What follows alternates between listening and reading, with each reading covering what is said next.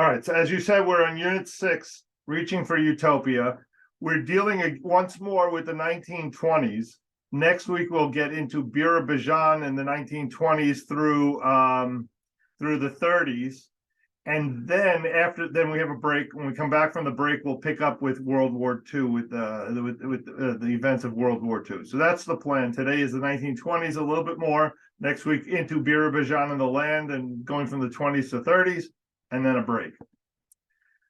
So the educational opportunities that opened to Jews increased enormously with the new regime and the new Soviet regime. They did away with previous restrictions. They saw the expansion as education as the key to modernization and industrialization of the country. The number of Jews, once that opened, the number of Jewish students in the two highest grades of high school was more than 3.5 times the proportion of their numbers in the general population. This was a very Jewish thing to get involved in once they got the opportunity. And the university, up to 15% of the students across the country were Jewish. You know that that's far beyond the norm, the percentage within the population. With that welcoming, as we see here in America, and you're going to hear this echo over and over as we go forward, of parallels in America at a later date. Okay? With that openness, they witnessed a rise in intermarriage, which had been rare before 1917. By 1926, 21% of Jewish marriages in the larger Russian Federation were intermarriages. In the following year, in 1926, in the Ukraine, which is more Jewish in general, the number was 11%. 10 years later, by 1936, the percentage of intermarriage across the country was 42%. In the Ukraine, 15%. And Belarus, which is the most Jewish within the Ukraine, it still stood at 13%. So with the openness came an openness in many new ways as well. It's the unexpected consequences and unintended consequences. The party, now this is fascinating, the party and the state begin investing in the schools, the theaters, the newspapers, the magazines, in non-Russian languages, including Yiddish. They insisted that governmental and party activities be carried out in the language of the ethnic group involved. Stalin himself sanctioned this idea with his famous definition of the proletarian culture: socialist in content, national in form. And so for the Jews, this meant the promotion of Yiddish, a cultural and economic progress, and you have this new policy of rapid expansion of publications in Yiddish, all paid for by the state. Paid for by the state. As a matter of fact, and there's something ironic about this, but in the 1920s, the Soviet Union was the only country in the world to have state-sponsored Yiddish publishing houses, writers' groups, courts, city councils, and schools. The only country in the world where dollars from the government were going to that cause. The state funding was an opportunity to create a modern Yiddish culture, and it attracted cultural figures, Yiddish cultural figures from across the world that started coming back to Russia. All right? They hoped that they could participate in what essentially would be a cultural renaissance where they could use their talents in that process. But they probably in many ways misjudged their audience. The Yiddish readership, as you can well imagine, was drawn disproportionately from the older traditional generation. Younger Jews had had every opportunity to learn Russian, and it became their preferred language. Again, you hear the parallels to America. Moreover, many of the Soviet Jews, on top of everything else, were very unenthusiastic about the idea of creating a secular social Yiddish culture. Either they were traditionalists who were saying there's no place for that. We are Jews and we don't want a secular community, or they were so ingrained into the community they would rather embrace Russian than anything to do with Yiddish. So the population for whom this was effective was not as large as one would think. Nonetheless, there is still, despite that, all that I just said about the problems, there's still an overwhelmingly Yiddish-speaking group within the Soviet Union. And the Soviet Union does go forward sponsoring schools and newspapers and other cultural institutions.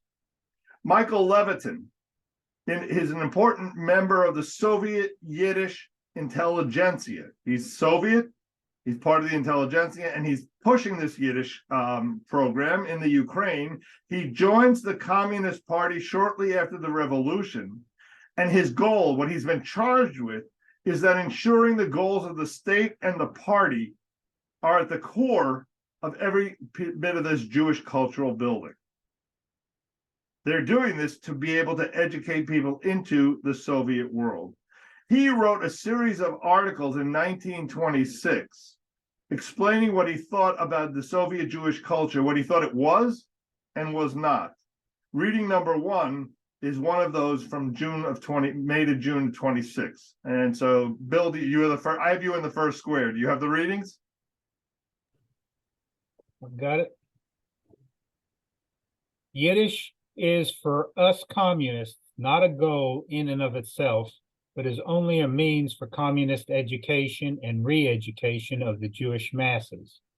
But does that mean that for the culture building we were done in Yiddish is just a tactical maneuver for us? Do we approach Yiddish from the standpoint that it is a lesser evil than Hebrew? Is it just meant to elicit sympathy from the worldwide Jewish masses, our work in the Soviet Union? And finally, does it mean that after we completely liquidate Zionist influence from the Soviet Union, and if the Communist International Fund mines of the Jewish workers of bourgeois lands, will we suddenly throw out as unnecessary baggage all of Yiddish language, culture, building? Yes. And I apologize. As I've gone through the readings, there's a number of typos, and I've updated it in my files, but it didn't get to Karen, the update. So there's a number of typos. So you do have a number of families that are sending their kids to these Yiddish schools. However, there are many other parents who are not attracted to them because the schools were Jewish in language only. Religious Jews didn't want their kids to go to a secular school. They didn't want to, because they also, they didn't want it for the secular reasons. But the other thing is that what they're teaching in these schools in all of Russia is that religion is bad. All religions are bad. If you go to a public school, you'll hear the message religion is bad. Jews are not separated out. If you go to a Jewish school, all the attacks are on Judaism. And so there were parents who said, I don't want my kid to be exposed to an attack on Judaism in specific, and so they sent their kids to public schools, where at least the attack was on religion in the general sense. Secondly, perhaps most importantly, the only Yiddish schools that were being produced were elementary grades. And so a graduate of that program who wanted to go on to a secondary school was at a disadvantage because all of the entrance examinations and then all of the future instruction in the higher schools was conducted in Russian. And so they found themselves at a disadvantage. Third is many of those schools didn't start until the kids were 7 years old. And so they wanted to get them going much earlier. Resistance to using Yiddish also played out in the trade unions. There were 1,700 union cells that had Jewish majorities in Russia, 1,700, which includes over 35,000 workers. Of that 1,700, only 57 in total conducted their affairs in Yiddish. 1,700 Jewish organizations, 57 in Yiddish. The reasons Before the revolution, Jews had little opportunity to educate themselves in Russian culture and in order to be accepted by Russian society. Now the doors are open to society, to culture, and many of the Jews who were more progressive were only too happy to abandon Yiddish culture, not just the language, but the culture. They associated all of that with the old ways of the shtetl, the way of life that they were taught is backwards. And so they were rushing away from it as much as they could. Again, think the parallels in America. One Jewish comrade stated the following. He said, "For many years, I have carried hundreds of pounds on my back day in and day out. Now I want to learn Russian and become an office worker." You can see the logic. 1926, 25% of those who identified as Jewish gave Russian as their mother tongue. 25% of the Jews said Russian was their major tongue. By 1934, it had risen to 54%. So just prior to the war, more than half of the Jews had discarded Yiddish and were speaking Russian. Yes, Bill. Seems to coincide with the intermarriage. Yeah, Percentages. yeah, that's very true. It's very good. But and as a result, what you're seeing is a new culture being created with a rejection of everything old. You're 100% on. The new migrants to the cities made little effort to pass Yiddish onto their children, their religious practices onto their children, believing that it would just impede their advancement in society. Right? According to this woman Fanya Laskina, an elderly member of the intelligentsia, this woman was interviewed in 2004, so it's a more recent review. She said, "We did not want to think of ourselves as Jews, nor did we want to be Russians. Though we lived in Russia and were steeped in its culture, we thought of ourselves as Soviet citizens." So what people are identifying with, you can hear it. You can hear new and improved, not your father's Cadillac, or as all the commercials that are out there today. You're not turning into your parents. Now that's a standard kind of thought in most generations as they pass through. All the more so when your government has turned over as it has around you. And so they were making a definite statement of, we want to be part of this new world that is being created in the Soviet Union. The most ambitious Soviet Jews were convinced that they could leave Jewish culture behind and find their place in the larger Soviet society, which would offer them the equal opportunity across the board. Excuse me. As well, you can imagine, one of the results, and that's what I've been saying, has been the generational conflict that existed now becomes even more acute. In 1925, a gentleman by the name of Edward Bagritsky, who was a Jewish poet, described his break with the family in reading number 2. Joyce, do you have that? Okay, just unmute before you start.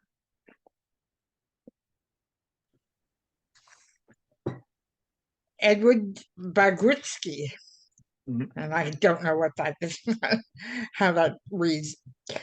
Their love, but what about their lice-eaten braids, their crooked, jutting out collarbones, their pimples, their herring-smeared mouths, the curve of their horse-like necks?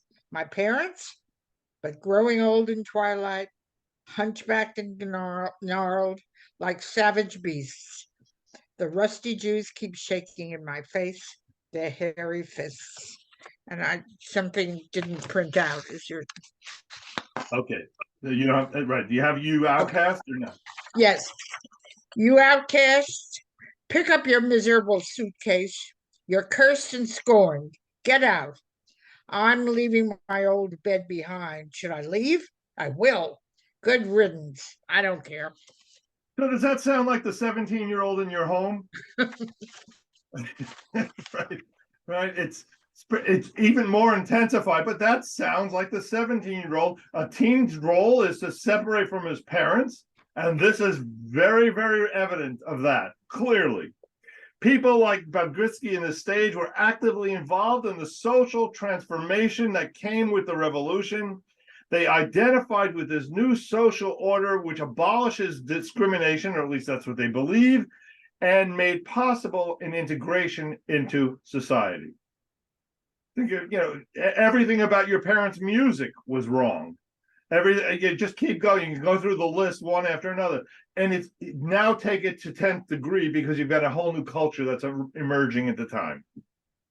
Now, the next question comes up, and I'm not going to answer it now. I'm going to open it for discussion in a little while, is whether these individuals should be regarded as Jews. At a certain point, you have to say, okay, where's the line? Trotsky, when asked, declared his religion to be social democratic. Trotsky was a Jew, but he defined his religion as social democratic. In a speech in 1917, Simon Dubnow observed, and this is reading number 3. Jerry, you've got that. Just unmute.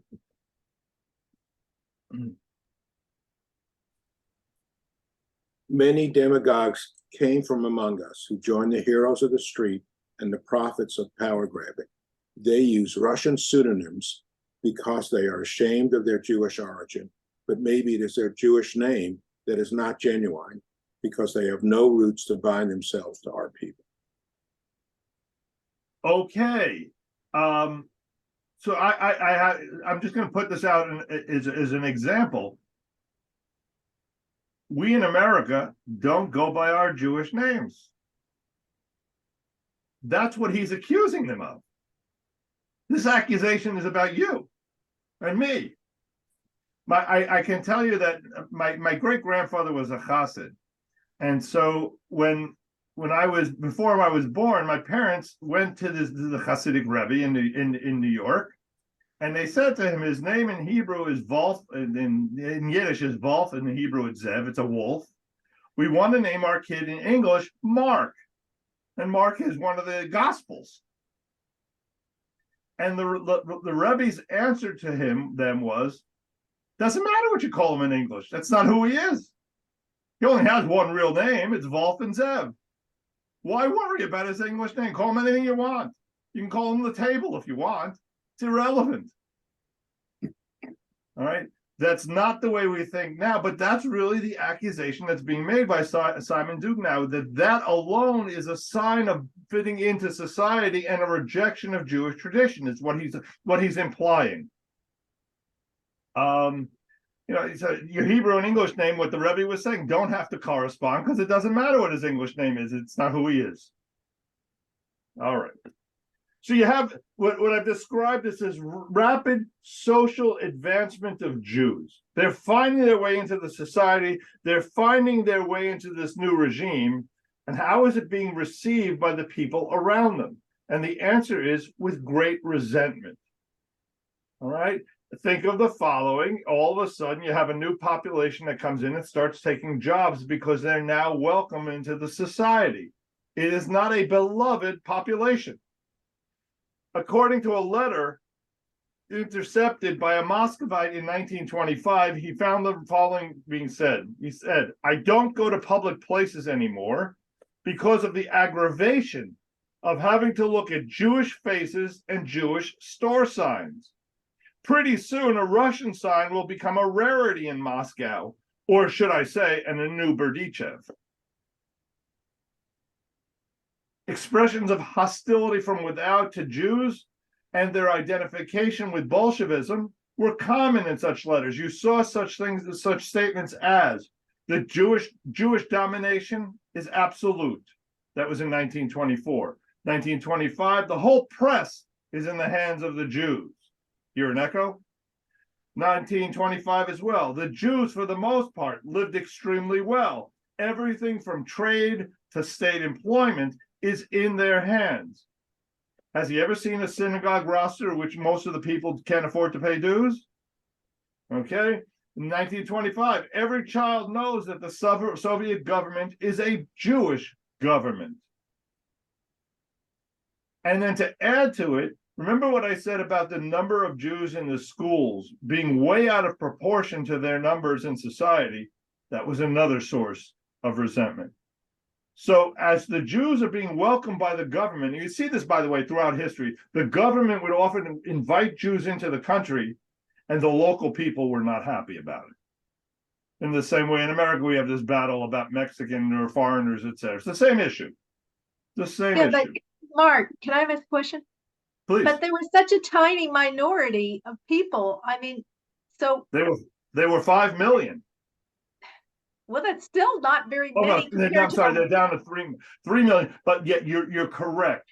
But it's still, they're very concentrated in where they're living. And so the result is, in much of the country, it's an irrelevant issue. Where they are living, it's a significant issue.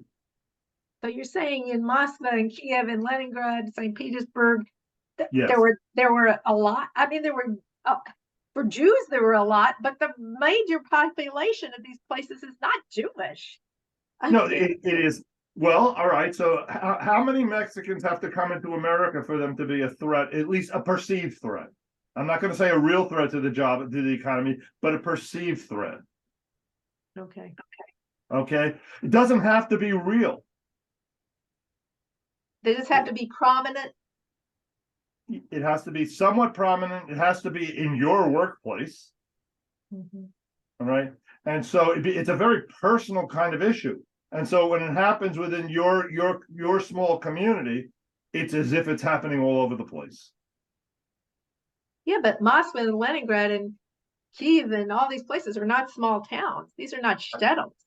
No, they're not shtetls, but they're not what they are today either. And so if you have 3 million people in those cities, what was the population? 50 million?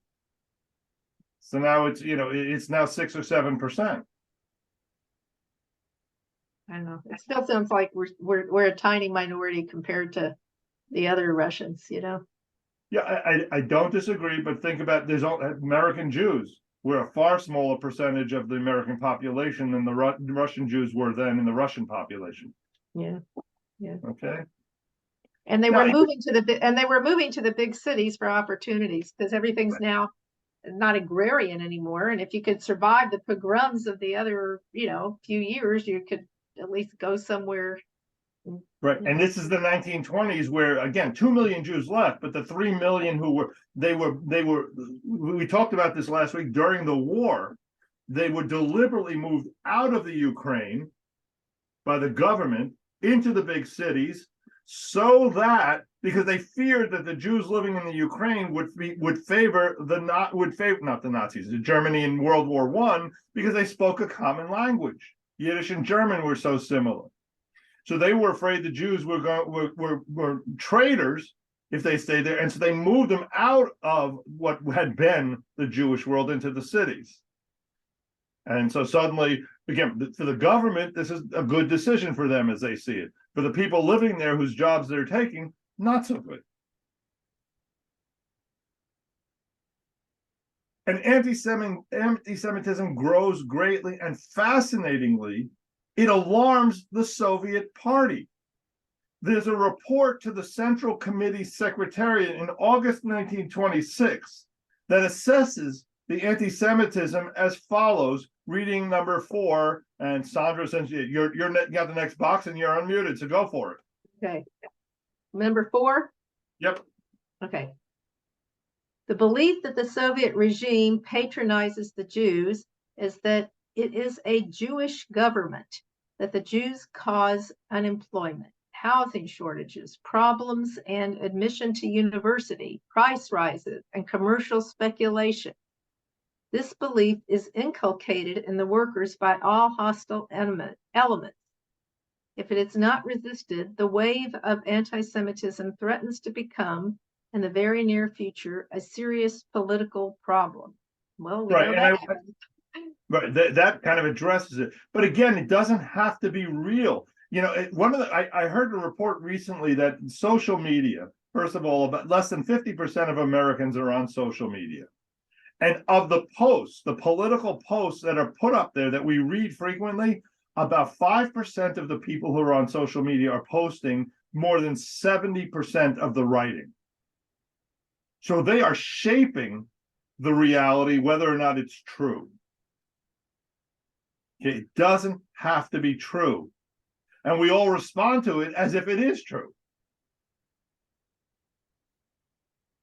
All right. The party monitors the strength of anti-Semitism, and it takes action. This is the Soviet. Now, again, I want to remind you, in the 30s, it's going to change. We're talking about the 20s here. It takes action against those advocating for anti-Semitism. It even took a violent form. In March of 1925, 7 Russian nationalists are shot for advocating the toppling of the communist Jewish regime and the deportation of Soviet Jews to Palestine, among other challenges. It undertook a campaign against anti-Semitism. In August 1926, there was a special meeting on the subject, and in December of 27, Stalin told delegates at the 15th Party Congress that this evil, meaning anti-Semitism, has to be combated with utmost ruthlessness. In 31, he proclaims that anti-Semitism is an extreme form of racial chauvinism, the most dangerous vestige of cannibalism. Those are Stalin's words. Now the question becomes, so it sounds like they're pretty good for the Jews, right? All right, so now the question becomes, what is good for Jews and what is good for Judaism? They're not necessarily the same. They can't, oftentimes they coincide, but at times it's not. So reading number 5, Lou, do you have the reading? Yeah, Bevakasha. by Anna Sternschish, Soviet and Kosher. I sit next to an elderly gentleman wearing a baseball cap, Gregory P. He looks at me, at the chicken and the managers, and says, "When I was a little boy, I ate real kosher meat, not like this.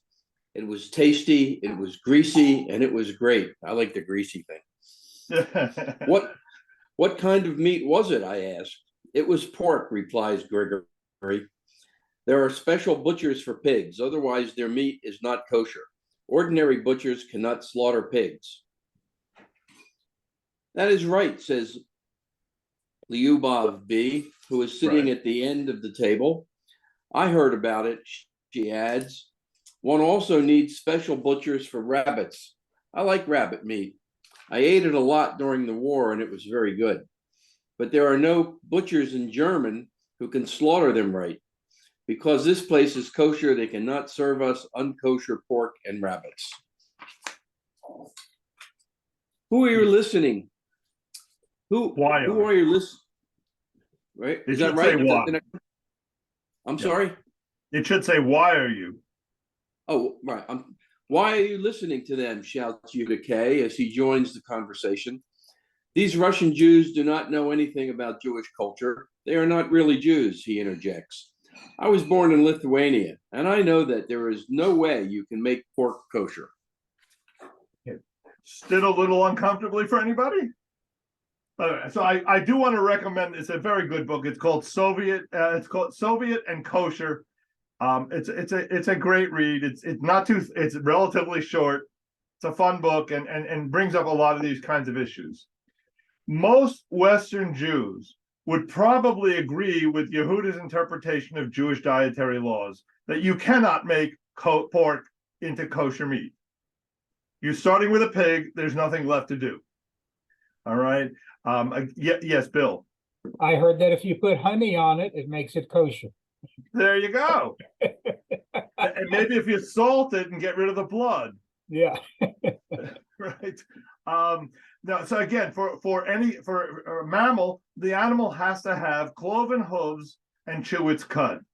And so rabbits have neither. That's the other thing to point out here. There's no rabbits or treif. The reason the pig has become so symbolic of kashrut is that in virtually all animals, they either have both of those traits, cloven hooves and chew their cud, or they have neither. The pig is one of the few exceptions that has one without the other. And so sitting on that cusp of that, it has become the symbolism of treif as a result. You have to have both. All right. So I think we're mostly comfortable with the idea that pig is not kosher. If not, call me later and let's talk. All right. But what about Yehuda's opinion that these people are not really Jews because of their non-traditional views of religion? And I go back to this question of Jewish identity. And I go back to the question, and Lou, you might be the perfect person to kind of confront this question as well. Can something be good for a synagogue and not good for Judaism? Well, yeah, of course. Do tell. Um, You're retired. You can say what you want. Well, let me go back to one thing you said earlier about a ratio of I don't remember the specific thing, Mark, but where 70% of some issue with 5% of the on the social media things, 5% of the social people, media, right? Right. Well, I used to tell people that 95% of the issues we had to deal with in synagogue management were created by 5% of the congregation. Absolutely. Absolutely. So, that's who takes your time up in your job, for sure. Yep. All right. So are there things but here's one example of that's very recent. Because of the COVID pandemic, we I know Brit Shalom did, and so did Beth Yeshurun, went to a lot of Zooming and streaming beyond just Shabbos services. For 3-4 years, we streamed the morning minyan and the evening minyan as well. We have now cut that off so that only the Shabbos minyan is streamed in order to encourage people to come to minyan instead of staying home. Okay, we haven't got. I don't think it resulted. I don't think it resulted in any increase in attendance, but that's the thought behind it, that people would, be a little bit lazy, and I think that's a natural conclusion. Yeah, and I can't say you're wrong. There's two sides to the argument. You could spend hours at it, but sometimes making changes within synagogue life for what is popular.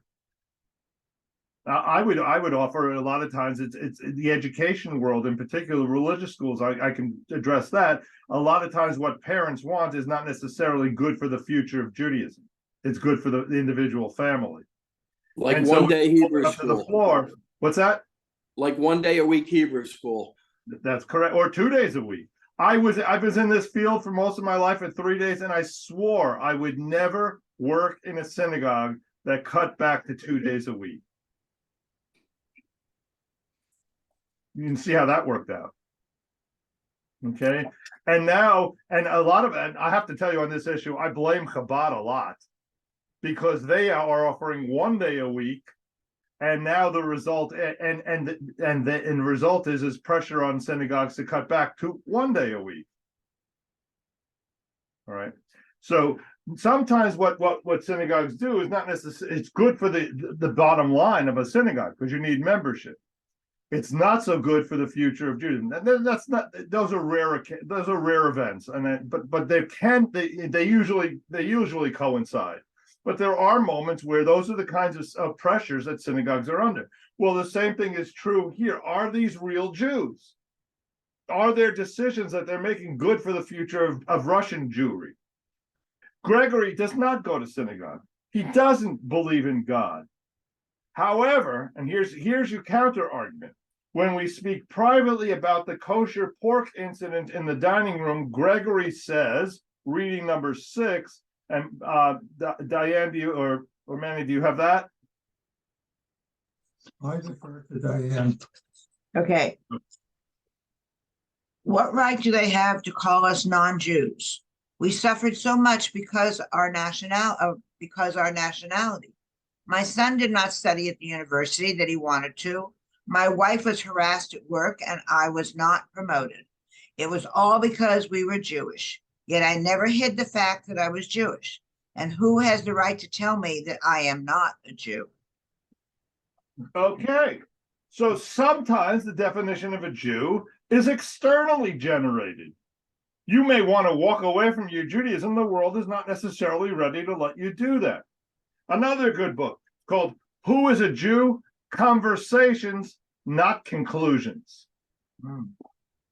Right? Another very good and interesting book with 900 opinions, well worth the read. And then essentially, they're all right, and they don't agree. Okay. Soviet Jew. Yeah, please, Lou. You know, 100 years ago in Russia, there was only what we would call orthodoxy, I think, versus secularism. There was no reform, there was no conservative, there were not a whole lot of different branches other than in the Hasidic world, so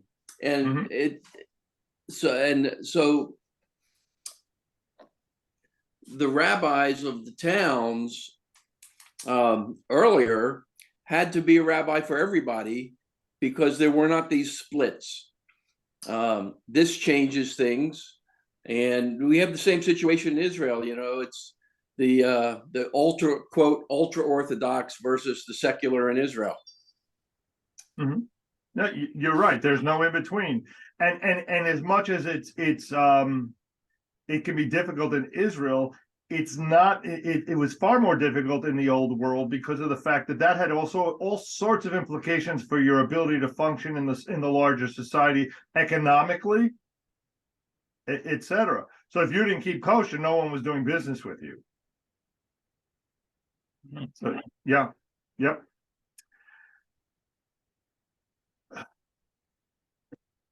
All right. Anti-religious programs. So what anti-religious programs begin soon after the establishment of the Soviet state. So what I'm about to describe, I want to make this distinct. Being Jewish and being Yiddishized Jewish secular is being absolutely endorsed by Russia. Being religious Jew is absolutely being attacked by the Soviet Union. There's a difference. They're comfortable with you labeling yourself a Jew, not experiencing anti-Semitism, but you damn better not be practicing any kind of Judaism. That distinction is very important. In 1923, 1918, there's a decree that comes through that separates church and state and forbids religious instruction in schools, in any schools in which generally subjects are taught. 3 years later, in 21, the Communist Central Committee begins its ideological campaign against religion and calls not only for the anti-religion, but the publication of atheist pamphlets, books, and newspaper articles. I'm not exactly sure how you promote a null set, but I'll buy in for the time being. Later that year, in 1921, they passed a resolution calling for anti-religious agitation and propaganda using mass media and film, lectures, any kind of method they could come up with. Laws are passed that forbid members of the clergy from joining any kind of collective farms. They restrict the clergy's choice of housing and deprive them of many of their rights. A 6-day work week is introduced in September 1929. I can promise you Saturday was not the day off, okay? Making it difficult for believers to observe Shabbat.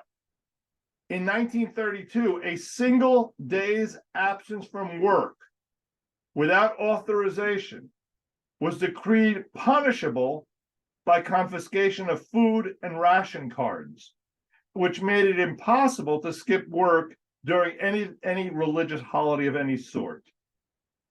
Rituals connected with the Jewish way of life, food consumption, weddings, and life cycle events were subjected to massive attacks.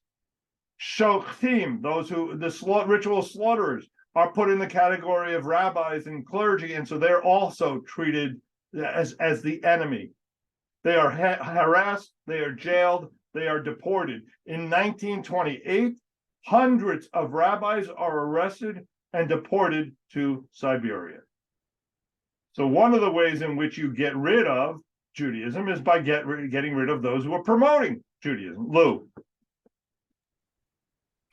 Was this also, even in a lesser way, projected against the Russian Orthodox religion and whatever Yes. Catholic religion there were might have been? Yes, absolutely. Absolutely. As a matter of fact, in a book I just finished about the Pope in World War II, one of the reasons he ends up he's not necessarily supporting the Nazis, but one of the reasons he sits quietly is because he conceives that the more dangerous country to religion is Russia and communism. And so from his perspective, he's picking between a black hat and a dark gray hat. And so he cannot support Russia, and therefore, what are his options? I'm not suggesting he made a right or wrong decision. He made a wrong decision, clearly, but nonetheless, you can at least understand some of the insights and the thinking that went into that. What you have in 1922 is a party Congress that resolves to turn the state publishing house into a center for popular Marxist and anti-religious literature. They're doing this anti-religious literature, mind you, in Yiddish. They're supporting Yiddish. Remember, they're throwing money behind the Yiddish publications, but it's Yiddish publications that are anti-religious in nature. Then they attack the schools. The first book about the harm caused by the traditional cheder appears in 1922. And it presents a series of arguments about why the school should be closed. And I have a few examples for you. First, the authors imply that the cheder teachers are not competent. That's reading number 7. Bob, did you want to read? I don't see your picture, so I don't know.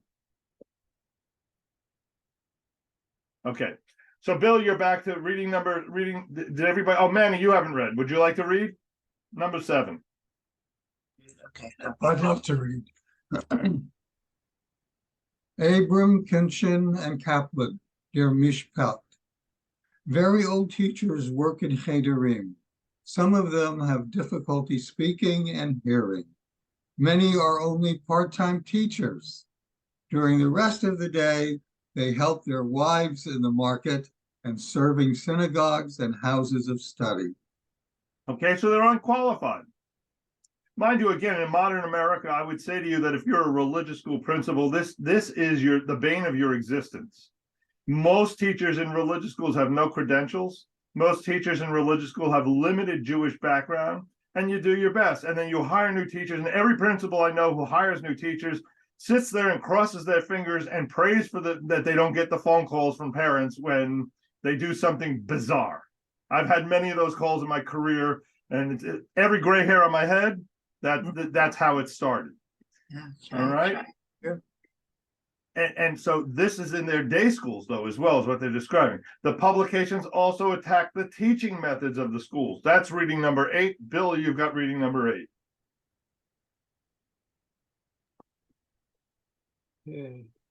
In almost all Chederim, teachers terrorize their students. They often beat them up.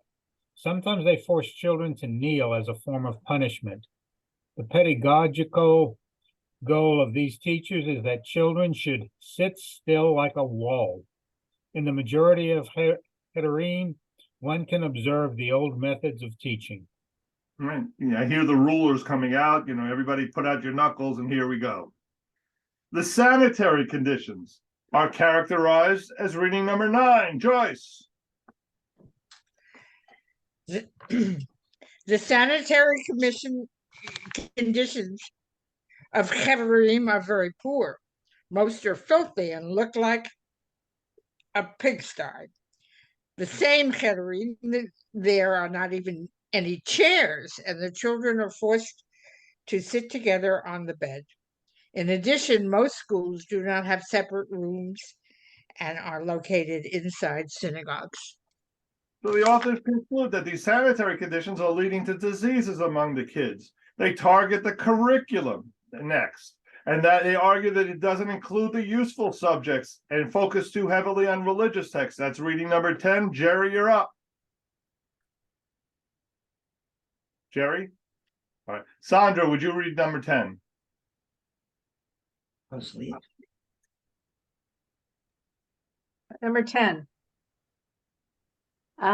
Children Oh, Haderim teach children things that are part of the old pre-revolutionary world. They have little connection with modern life. The old education, not relevant either in form or in content, is a remnant of the past, which molds the minds and It's just say bodies of dulls children. the mind. Dulls. Dulls the mind, sorry, of bodies of our children. So right. who is writing this? The outsiders. Mark, who's writing this? I don't know who. It's in Der Mishpat. It's some kind of a Jewish newspaper, but it's being published by the Yiddishists. These are probably Jews writing this who are under the Soviet influence. Well, obviously, yeah. Yes. Who. Now, I'm going to try and share something here. Give me 1 second. I've not done this very often. Tell me if it comes up. Has Ashamed come up on your screen? Yeah. Yes. All right. This is something I wrote. When I was on my sabbatical, I did a number of blogs. This is the very beginning. I arrived in Southampton before my first cruise, and this is what I wrote. As I arrived in Southampton, the departure site for a cruise along the North Sea, I entered a coffee shop and purchased the London Times. To my utter dismay, the headline announced unsafe schools. And unsafe schools where Jewish boys can barely read English. Hopefully I can move this down. I'm trying to figure, yeah. The investigation described thousands of Jewish boys enrolled in Hasidic institutions, boys in their mid-teens who were unable to read English, who had acquired minimal, if any, math or science education, and who had gained no secular qualifications for living outside the insular Orthodox Jewish world. In the United Kingdom, this is permitted due to a loophole which allows the boys to be defined as homeschooled, as well as by a fear by outsiders as being labeled anti-Semitic. The tragedy continues to unfold in the North London area known as Stamford Hill. Inspectors found the sites of the institutions to be in an appalling state of disrepair. Loose tiles on the walls and floors, broken windows, exposed bare electrical cables, and unclean surfaces. Numerous inspectors described the pupils' health and welfare to be at risk. In response to these accusations, vocal defenders of the Hasidic institutions declared that any official attempt at change would equate to an edict of expulsion for Orthodox Jews of the United Kingdom. Now, the rest is just my opinion on certain things, and I can maybe come back to it. Let me see if I can figure out how to do this. Okay, stop sharing right now. All right, so my point is, the situation hasn't changed. You're asking who wrote it? This was the London Times in 2023, last March. Who wrote it? The surrounding cultures. It's still true. The same kinds of things came out in New York. We saw this in the yeshiva world in New York. Now, again, to be fair, not every yeshiva is like this, but they're enough to really become problematic. So at this point, I'd just like to open it up for conversation. We've got 5 or 10 minutes here. I will share so the rest of my opinion on this situation was that it is a public embarrassment. What is going on is an embarrassment to Jews. They're communicating to the rest of the world, where our role is to communicate God. Our role is to communicate higher standards. Our role is to communicate that we are a light unto the world and examples of what should be. This is the exact opposite in communicating out to the larger society. That we have situations where the kids are unsafe. We use teachers who are not prepared to do to train them.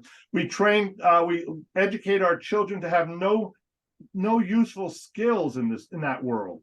And so you read about all these Hasidim who want to leave, who end up trying to leave and cannot find a job because they have no skills. Manny, you had your hand up. You're on mute. You're on mute.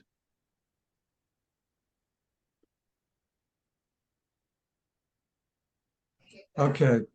Isn't, in a sense, we have sort of the same thing in Israel, maybe modified, but this whole type of thing with the Haredi.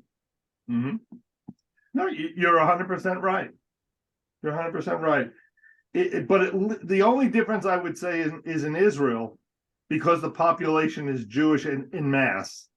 It's Right. not an embarrassment to the rest of the country. It's a terrible thing for the economy. It's a terrible thing for a sense of fairness, but at least it's not a public embarrassment as well. It's not selling the message of this is what Jews do. Right. Other thoughts? All right. So we will continue, as I said, next week. We'll look at the agricultural society that they tried to create and move Jews into in Birobidzhan. And we'll go from there. Then we have a couple of weeks off, and we'll come back to the Jewish experience of World War II in Russia. So And I are think you doing Sunday class, the one on Birobidzhan? This week it'll be Sunday as well. This Yes. weekend? Okay, okay. Yes. All right. Thanks. All right. Any other questions, comments, thoughts? Well, I have a question. In the 1920s, when many of them joined was it called? I don't remember. I don't think it was called communism in those days. What was it called? The party? Socialism. Socialism. Yeah, and you know, there were some prominent Jews along the path until my question was to you is how they deal with them during World War I. Maybe I missed that part, but So a lot of them this, were anti-Jewish. right. So the Bund originally represented a lot of the Jewish world, the Yiddish world that Right. existed. Yeah. As the communists came into power, and we talked a little bit about this last week, they got rid of the Bund, and what they created was known as the Evsektia, Right. right? And that became the Jewish component of the Soviet regime. Mhm. But it's primarily made up of people who are willing to move towards the Soviet way of life and Yiddishized language skills and cultural only, no religion. And so most of the policies that are coming out that restrict so much of Jewish life are coming from Jews, from those in the Evsektia. That's what I thought. Okay, that's not what I Okay. missed last week. Okay, thank you. You're very Appreciate it. welcome. You're And I very look welcome. forward to seeing you Sunday. Bye-bye. All right, everyone, have a wonderful week. Stay healthy. Have a good week. Happy Thank you. Sameach.